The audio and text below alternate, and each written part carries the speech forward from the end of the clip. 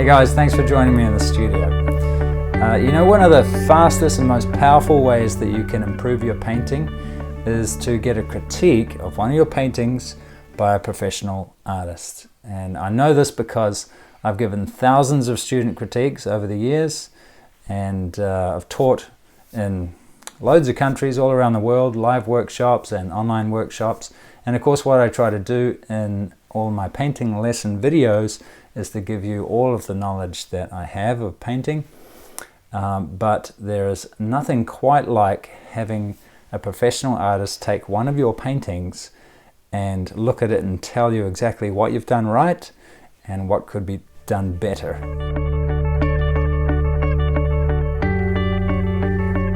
Hey Elise, thanks for sending in this second painting. It's looking very nice. I love all the strong colors in it. Shapes of your, what are they? I'm going to call them animals because I don't know the name for them. Nagunis, was it? I don't know.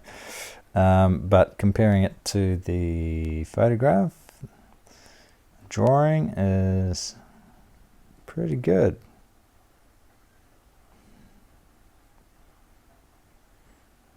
Pretty good.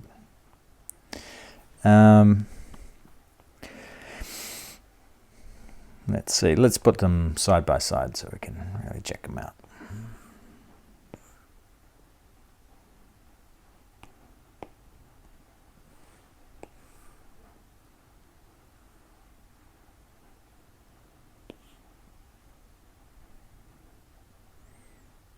Alrighty.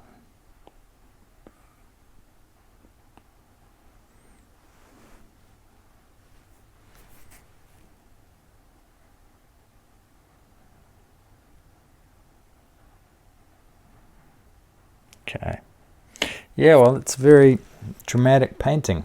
There's good contrast in it between the lights and darks. There's lots of really interesting shapes. It's well balanced. Shapes are dynamic. Very interesting to look at. And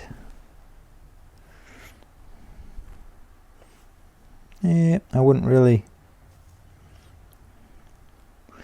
Not any real brushwork to speak of. You prefer to hide your brush work by the look of things, although you've got some interesting textures down here, which is cool to see.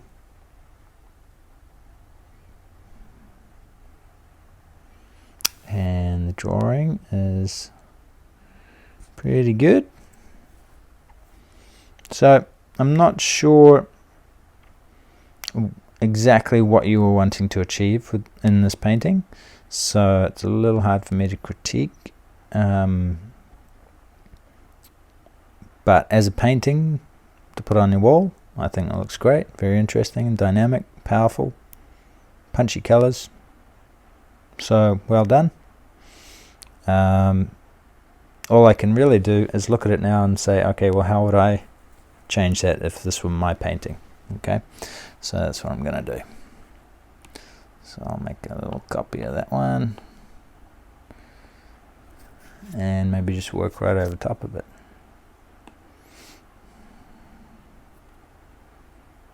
So first of all, first thing that worries me is the lack of detail in the shadows here, because they sort of look like they don't really look like they're shadows that are cast upon this stuff. All right, sort of looks like a cutout because it's just not quite the right color for what it's on. It's more like you've taken the color that you found there and applied it over a green thing, whereas that is the right color to put over top of that. Okay, so if you want it to look,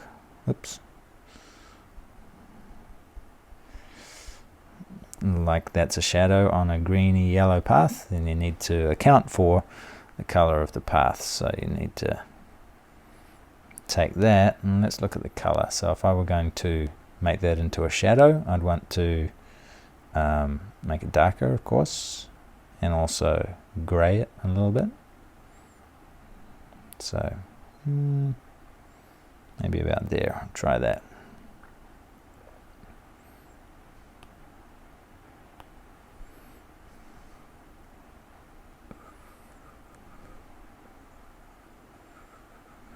Sorry to cover up your signature there.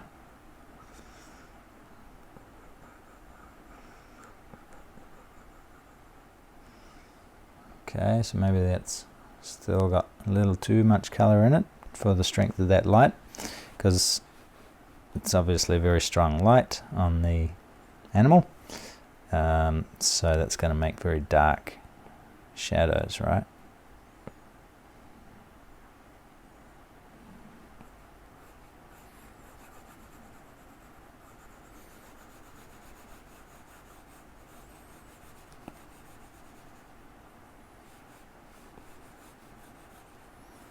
And warm light. It looks like a warm light. Is it a warm light? Looks pretty warm because of the warmth in some of the transition areas, but the actual white itself is just a white. It's not a warm white. Doesn't have yellow in it, as far as I can tell from this photograph. So now, if it was a warm light, I would add more blue into the shadows, like that.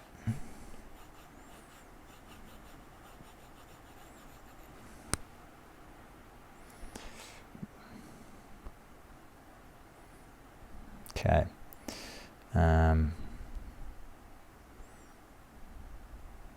Also might lighten that shadow off a little in this lighter area here.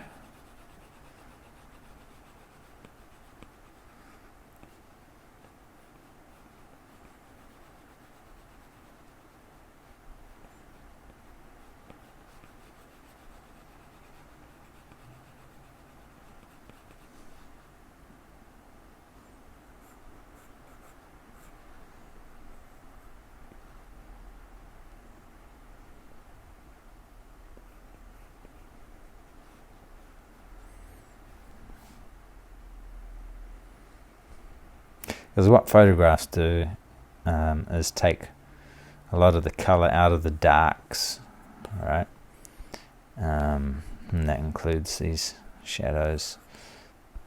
So that's why painting on the spot is a lot better for your color work, because you can really see what color is available to you in those shadows and in the dark areas.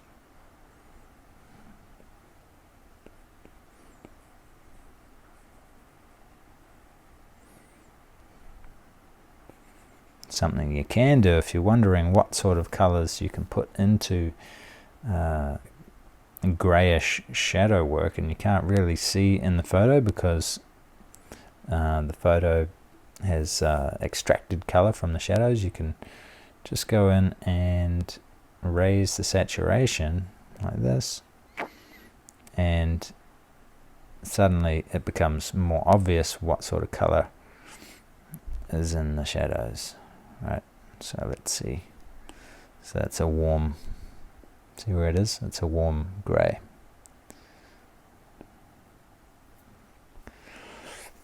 So I'll just undo that. Pretty handy thing, eh? Alright, so let's look at the before and after for the shadow work we've just done. So before, after. So you can see how the shadow just sits bit better on that surface rather than looks like so much of a cutout, because it just contains the local color of the object that the shadow is being cast on, right? All right. Now, another thing is, if you're going to have a green green base that they're standing on, it's going to reflect green light into the undersides.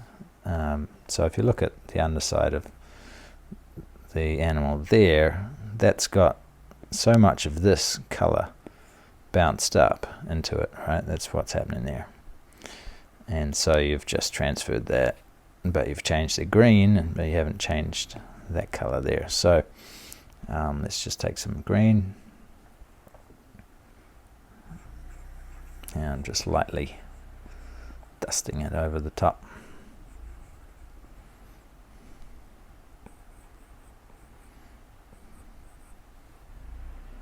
You really notice this with seagulls at the beach when they fly over the warm colored sand and then they fly over the cool colored water. You see the underside of them really changes quite drastically.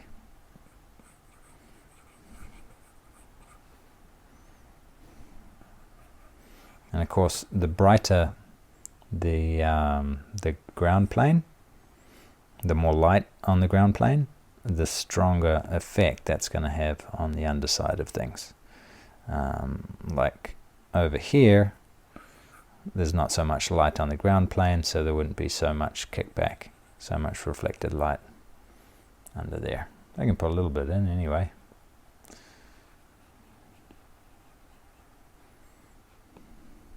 So that's just a subtle little thing, but good to know that stuff and be able to apply it. Put some in his nose as well. And you'll notice that white things really do show off the color of reflected light much more than, say, this dark here.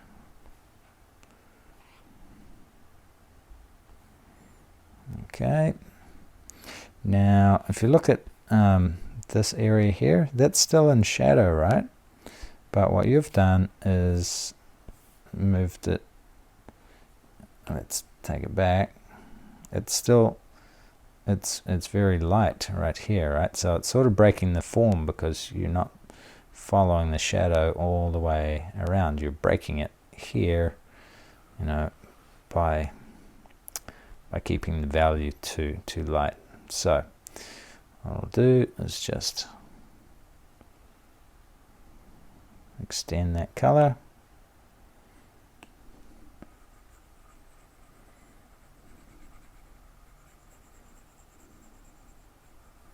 And that'll help it to just be a bit rounder, not break the form. So always think about the large form, right? So that is basically a big cylinder like this, yeah? So think about how light falls across the cylinder, creating a shadow on the bottom, and then it gets lighter at the top. All right. And of course these things are cylinders as well. And think about how light travels across that.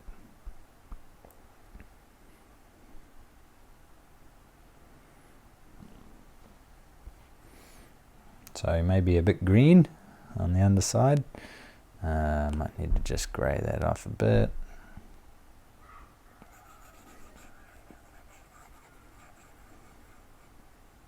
That looks a bit better.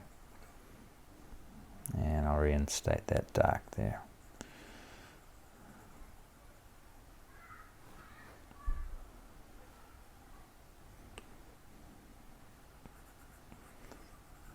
Okay, so let's look at before. Just looking at the form of that belly now, all right? So the whole thing looks a little rounder now.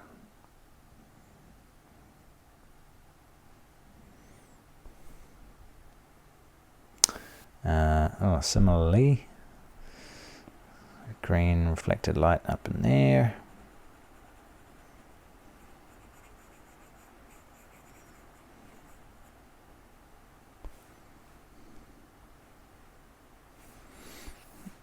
And this neck thing here. It's got a shadow all down here, right? Whereas your one doesn't, so let's put that in there.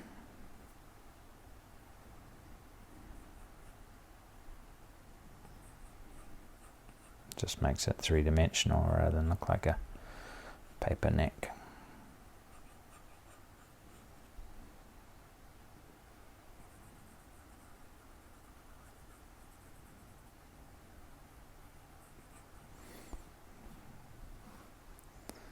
So that helps a little bit.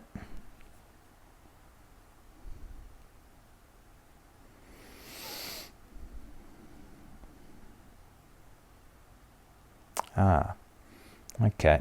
On this, see the shadow side of the face here? You've gone too light there. Because look at that. Right? So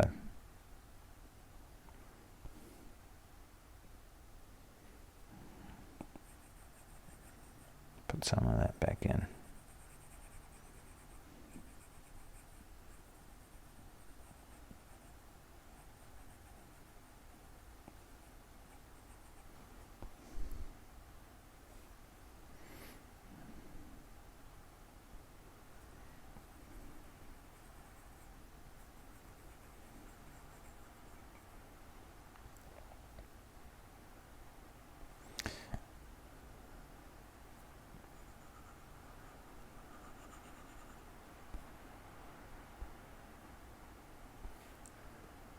All right.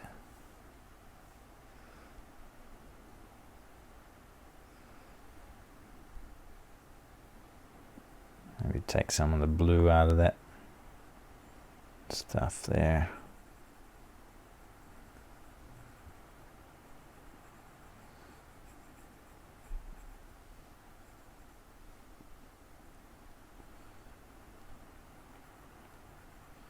May just be that your exposure of the photograph was a little high and it's blasting the lights out and I can't see what's actually going on there.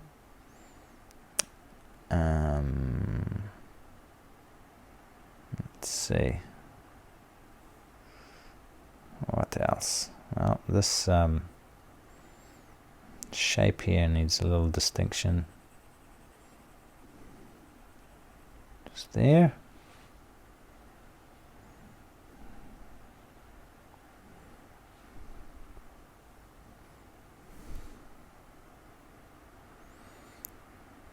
And the light is coming from over this direction, right?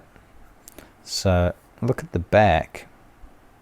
Which of these planes are facing the light more strongly? So this plane here is facing the light pretty strongly. This little bit here where the neck is curving around. This bit here. And this section here. But here, that's turned away more than this section, right? So if you look at it, that's why this section is all a little darker than this section and that section. Okay, so I think you might have that a little bit. Let's just do a little bit more.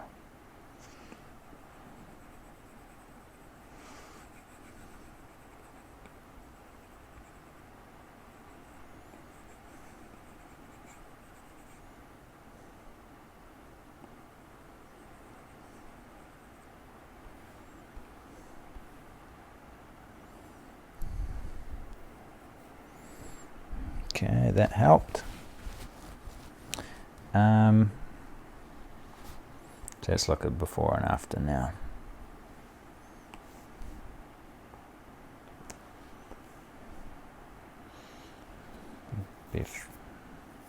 Before, after. Before, after. So I was looking a little more 3D, yeah? Before, after. Before, after, before, after. Okay.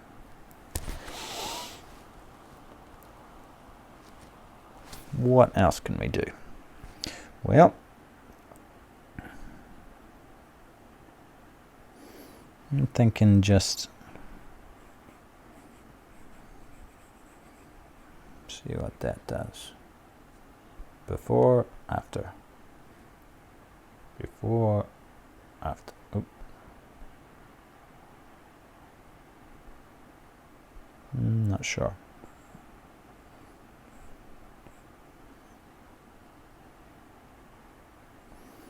Maybe because it's such a blue background, could throw a little bit of blue into these shadows here.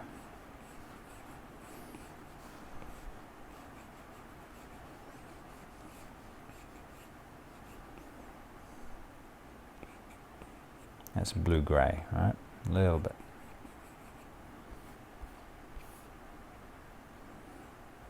And that helps a little bit. So it's great that you simplified the background.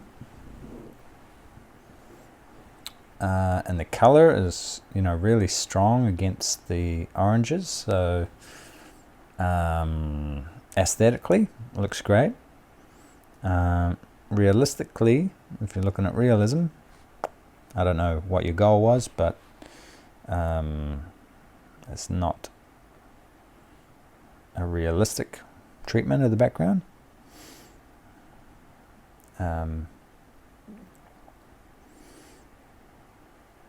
I would actually want to see a better transition. If I was going to have it like that, I want to see a better transition between the background and the foreground, because at the moment you got this sort of weird edge thing happening here. I'm not really believing it. Okay, so I'd want to make that more gradual. So let's see if I can do that.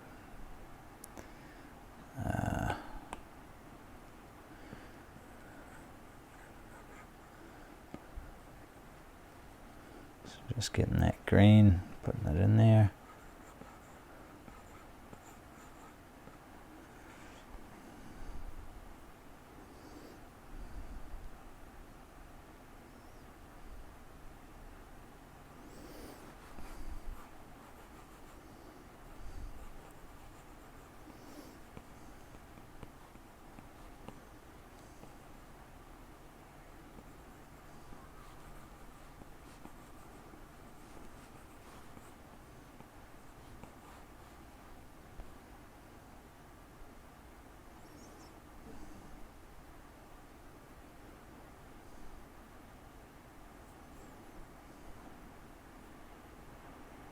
Maybe go lighter, not sure.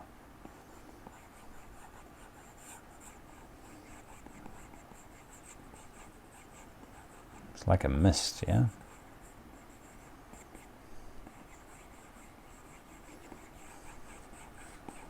So I'll just paint over the top and then delete the leg spaces out of it.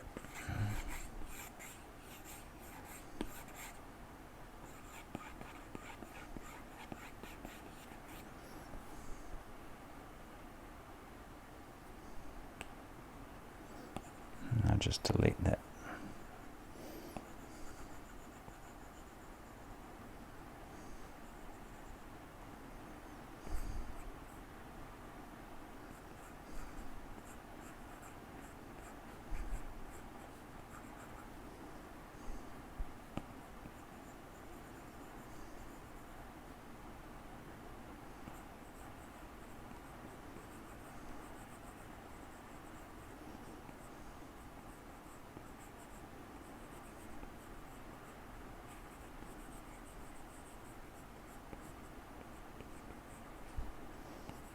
Okay. Let's see how that's looking. That bull on the right is kind of floating. Before, after. Before,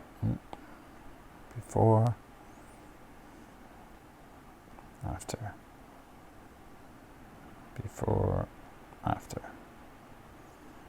before, after. I don't know if it helped or not. Before, after. I'm going to keep trying with it. It's all just trial and error. Hopefully more trial and error.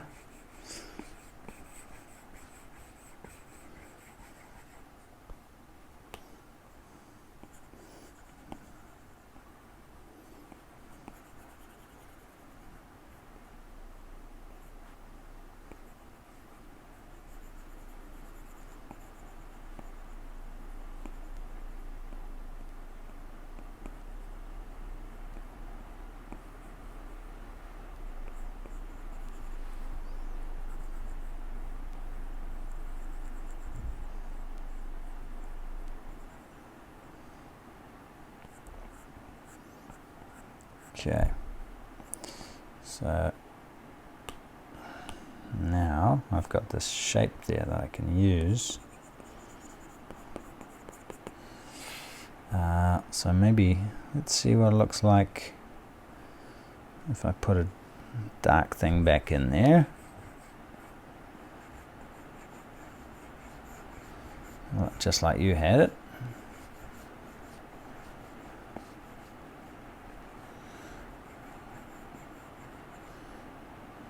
And what if the ground he's standing on isn't lit up?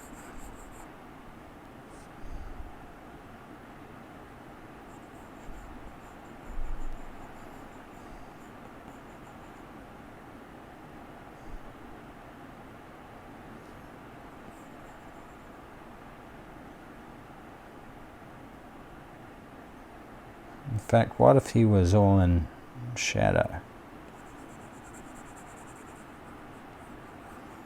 That'd be a little bit foreboding.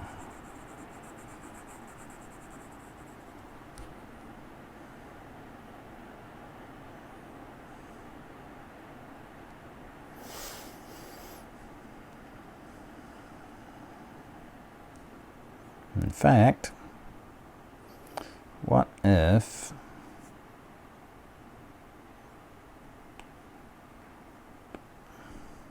is a very, very good question. What if we take him out? Because he's the one I'm having problem with the most. He's a troublemaker.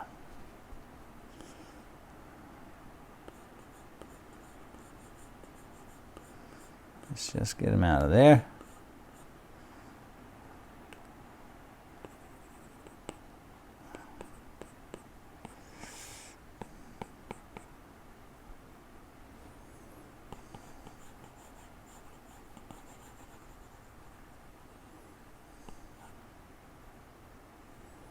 And what if we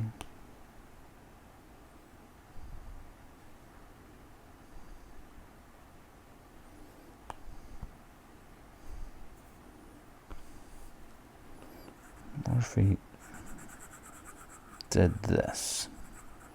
Made a little blue cow. What is he doing? Why is he painting over my cow? Why is he calling my insert name of animal here a cow when it's clearly not a cow? Alright, all will be revealed. Let's take him and put him over here.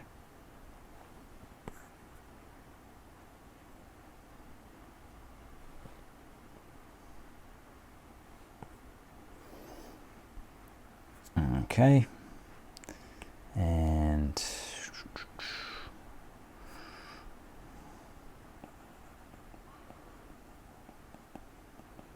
darken his legs up so he sits there properly. And now he's just, let's make him a little less distinct. Ooh, that's pretty cool. Quite like that. So now, well, let's make two of them. Why not? Maybe two or three of them.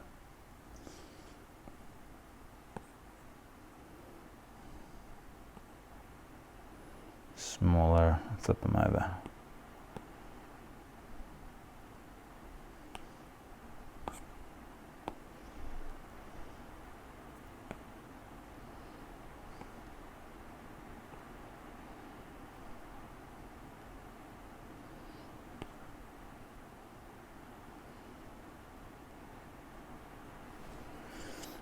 Okay, so if I got them at maximum,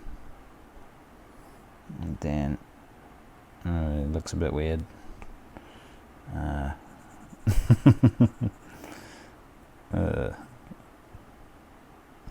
Don't want some sort of a mutant cow going on. Come on. We got this. We got this.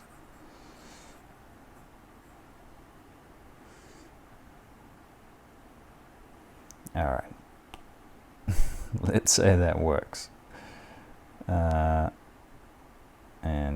so they're even further away, right? So just visible.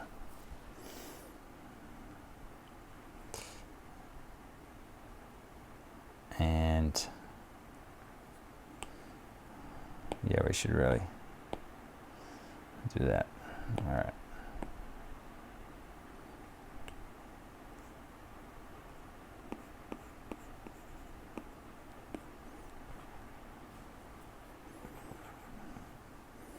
So now we're getting something that's a little more enigmatic. Good word.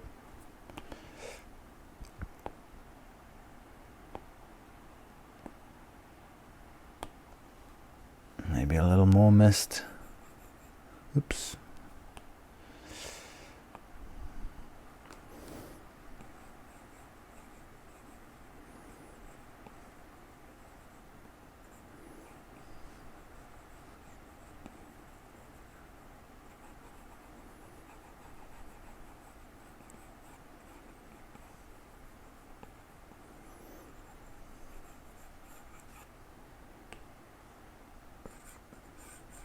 Why is there mist? I don't know why there's mist. It's just mist is cool. So let's have some mist. All right.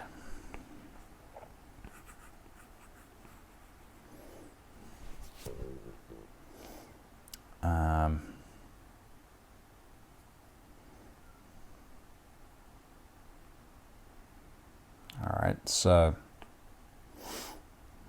if I did that, those animals kind of look pretty stark in the foreground. They're really jumping out. I would want to have a glow around them, you know, because they got that much light on them. I wouldn't just want them clean cut like that. I'd want a real, like an orangey, like a warm light glow off the lightest parts of them.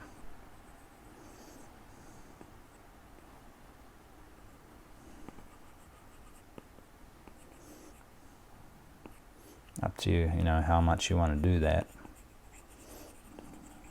Could go crazy with it. I always like that glowing effect.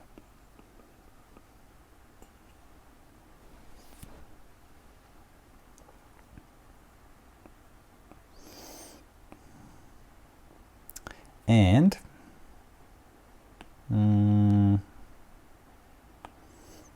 lots of layers here, eh? Let's also, okay, let's merge that down.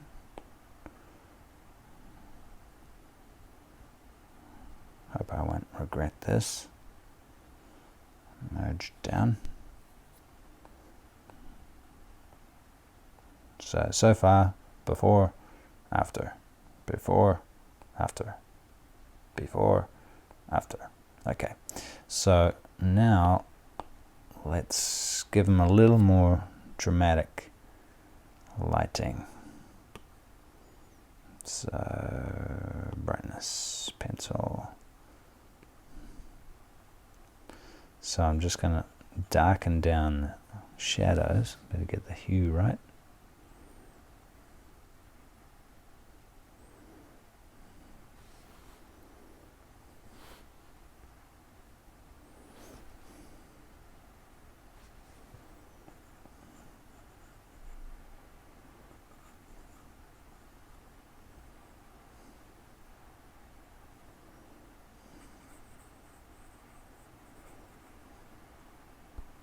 Actually, I got a better idea for that cow in the background, but I'll do that soon.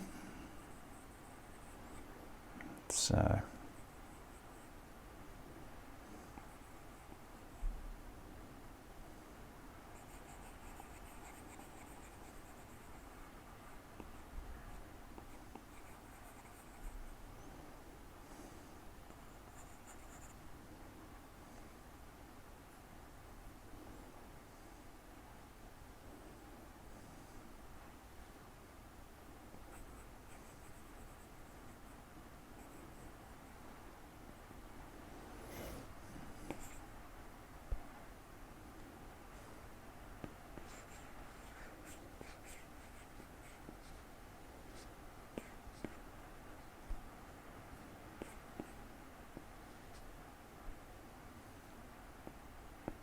okay.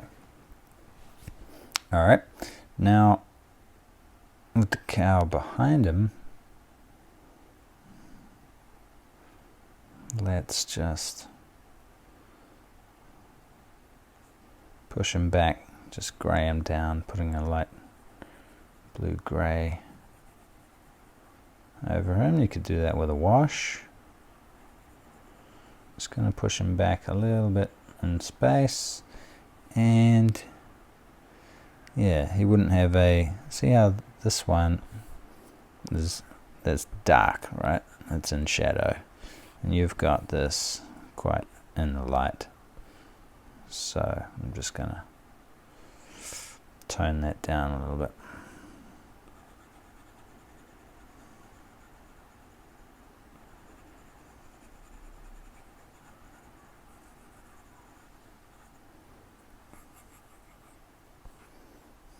But maybe he's got some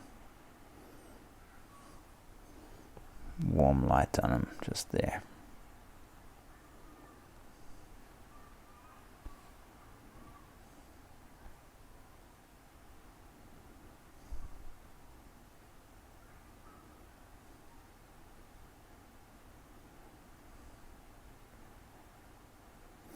Maybe not. Maybe you don't need him at all there. You know, I'd be tempted to paint him out.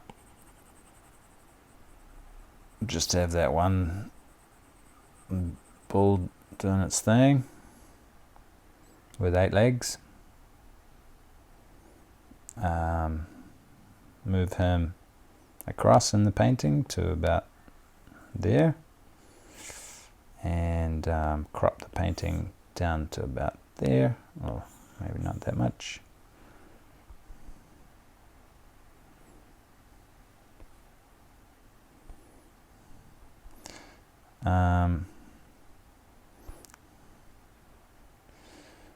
Yeah, because I don't know that. See, I think that cow, this cow, bull, animal back here is just sort of confusing the shape of this guy, because he's the main story, all right? Or she, he. She, by the looks of it. So let's see what happens if we do that.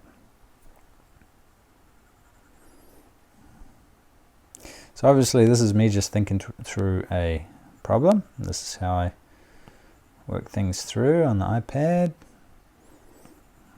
You can also do it with multiple sketches.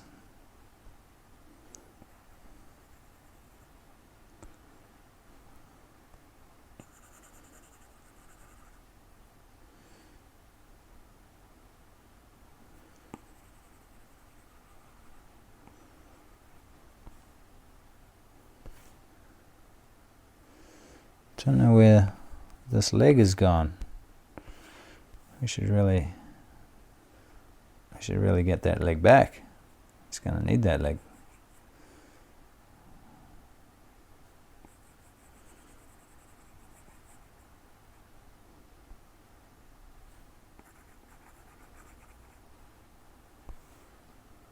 Oh. Okay.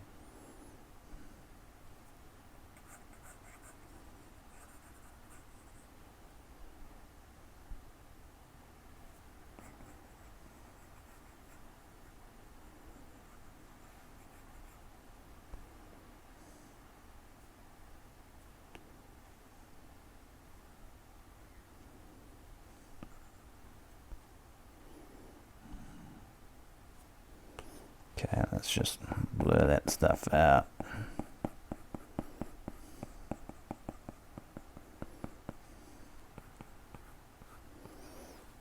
Don't need that.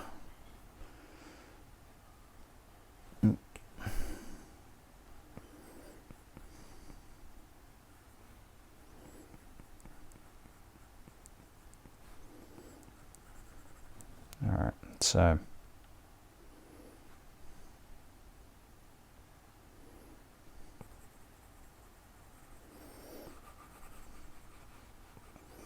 now we get to have a nicer light patch there.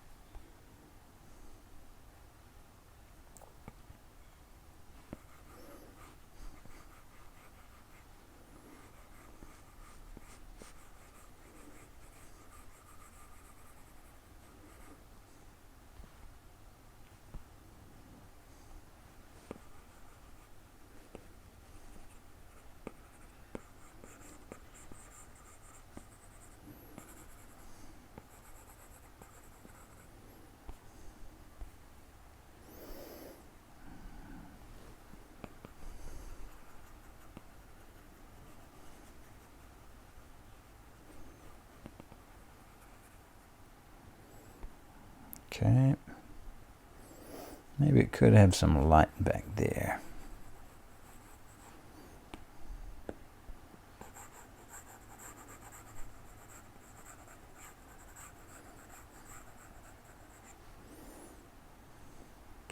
Does that work? Sort of. And a little bit of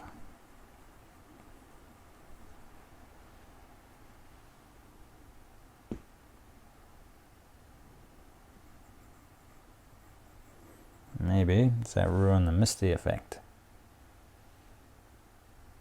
Not sure.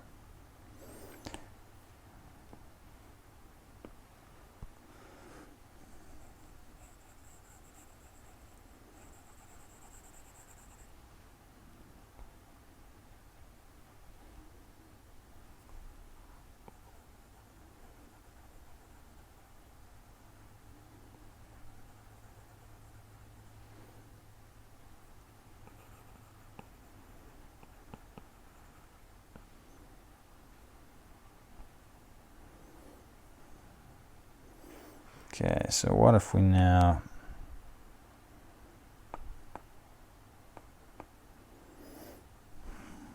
took all of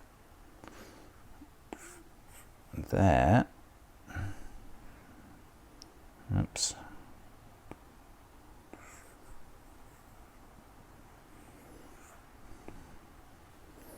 pushed it a little closer.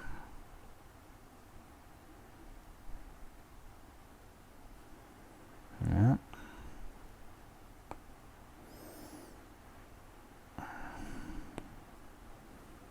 Let's give it all a bit of a haircut.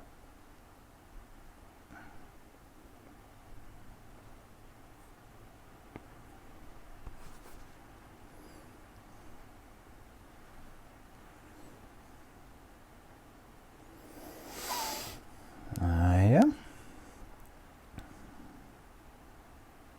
I think it'll look a lot better with a little more stuff out this side too. I'll just smush it out there.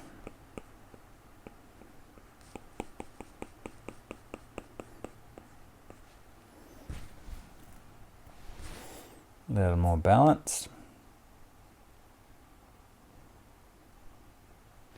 So let's look at before and after. Before, after. Before, after.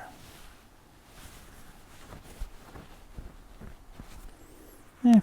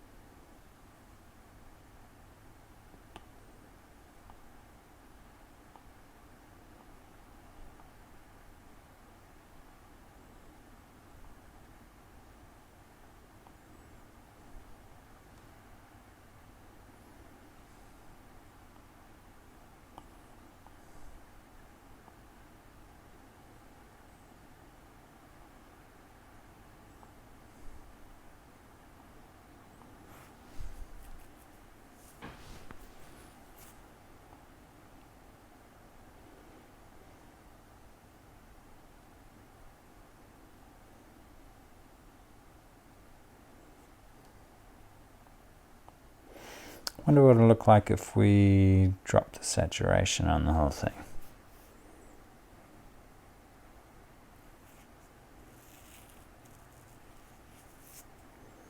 That's kind of cool. Black and white.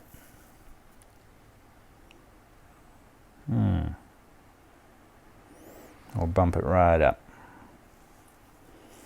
Interesting. See, for a misty sort of a enigmatic, mysterious scene, I feel like bright colors aren't the thing, so I'd want to reduce the saturation.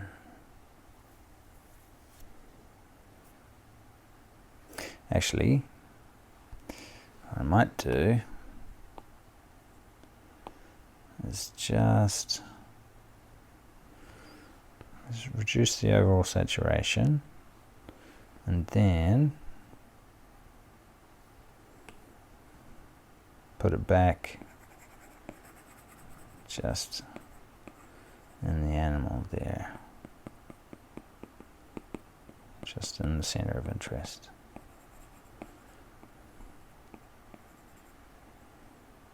That's more interesting.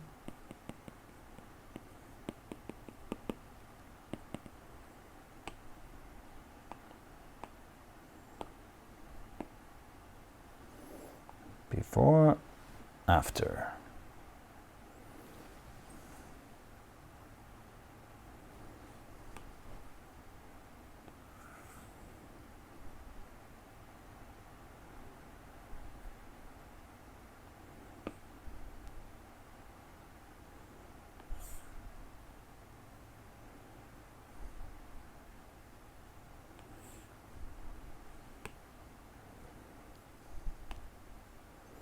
Before, after. I quite like that now. And what I do feel though is that the cow, bull, needs more space. So what I would want to do is extend him, extend the space.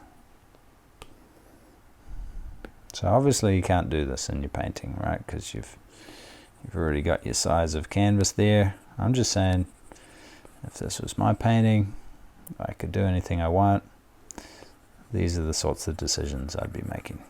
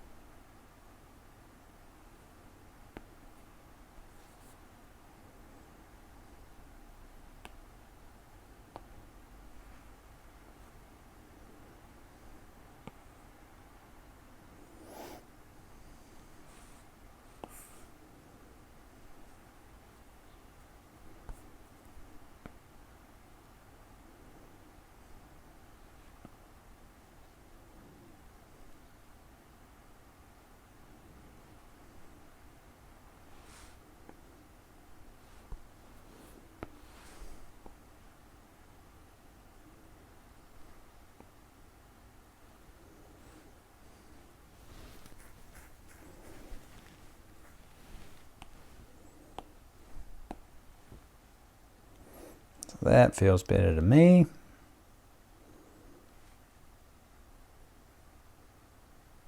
And I want to sign it.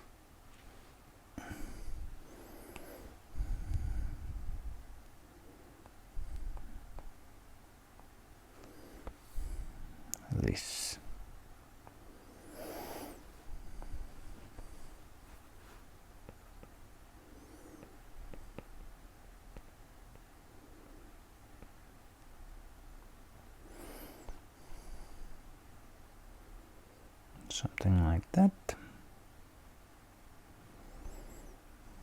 Yeah, that looks better to me. Maybe a few little splashy things.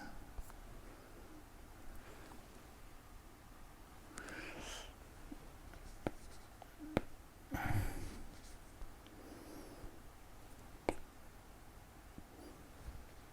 little more texture, makes it more interesting.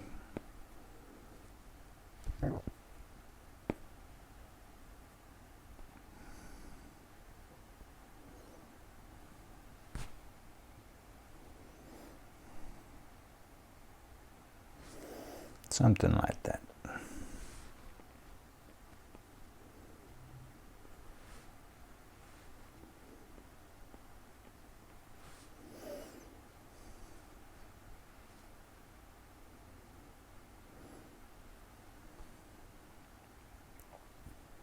This the back leg actually needs to come in too. If you look at the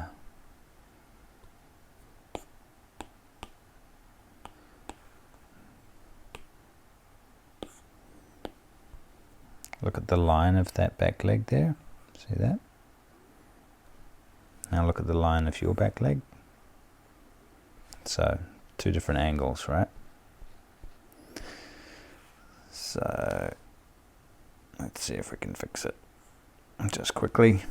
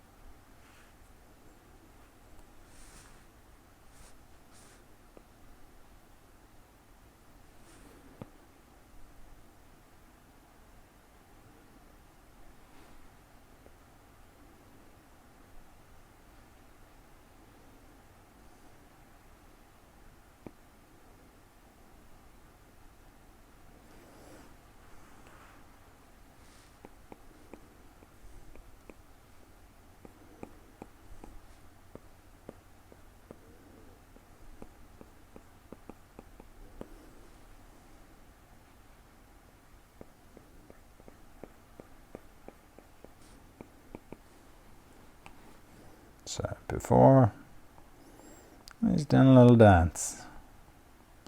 Doing a little dance, get down tonight. Okay. So, you know what? Maybe a little bit of water on the ground. Be a nice little thing.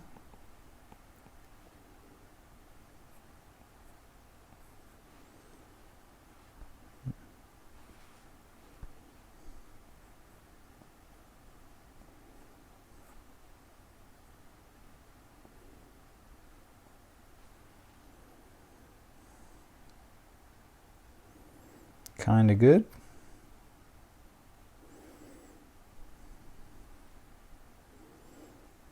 Maybe a moon.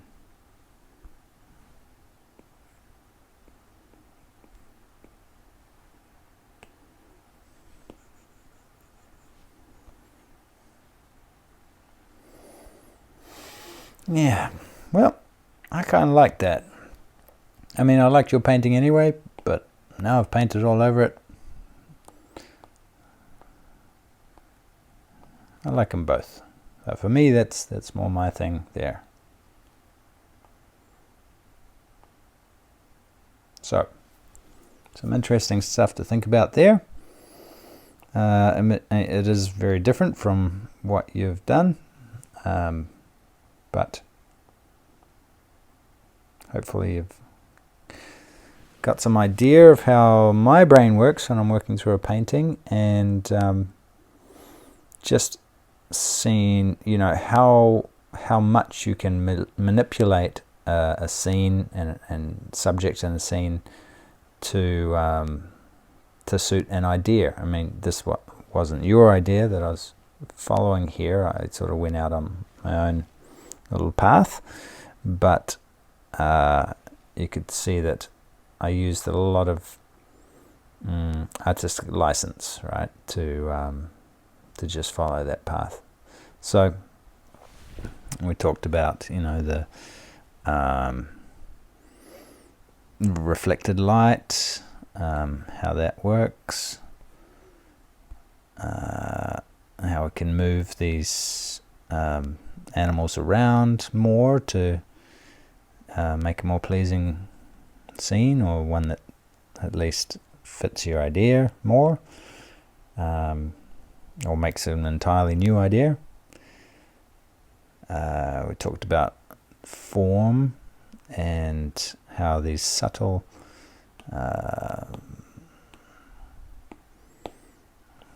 differences between light and shade do make a big difference in terms of creating form. So just pay close attention to those. And what else? Oops. Yeah, just how putting more texture into the painting can, you know, make big spaces more interesting. And you do have texture in there, but you could have more. Also this glowing effect, that's a big part of what I've done here to make this more interesting rather than just having harsh cutouts.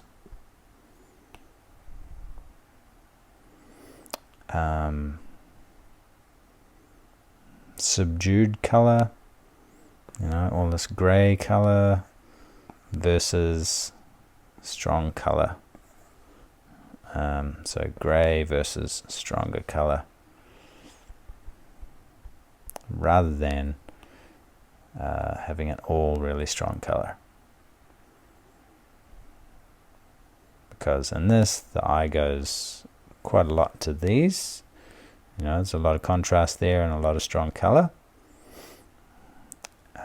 Whereas, you know, why? That's not really what the painting is about. The painting is about this, right?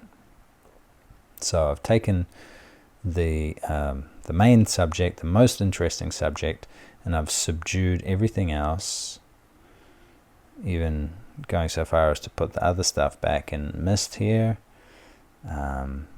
putting stuff in big soft shadow here, just simplifying all the detail down here that was drawing the eye.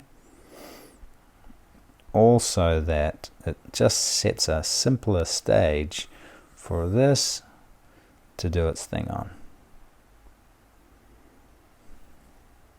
Okay, all right, I hope that helps and informs some of your next paintings.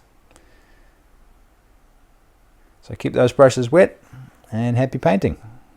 So that's the end of the critique, and that's pretty much exactly what you'll receive for your painting if you purchase the service and you just upload a photo of the painting you're working on and a resource photo if you have it, and also talk about what you're trying to achieve, what you struggled with, that sort of stuff. And I'll put all of that into this personalized professional painting critique for you. So I look forward to seeing your painting.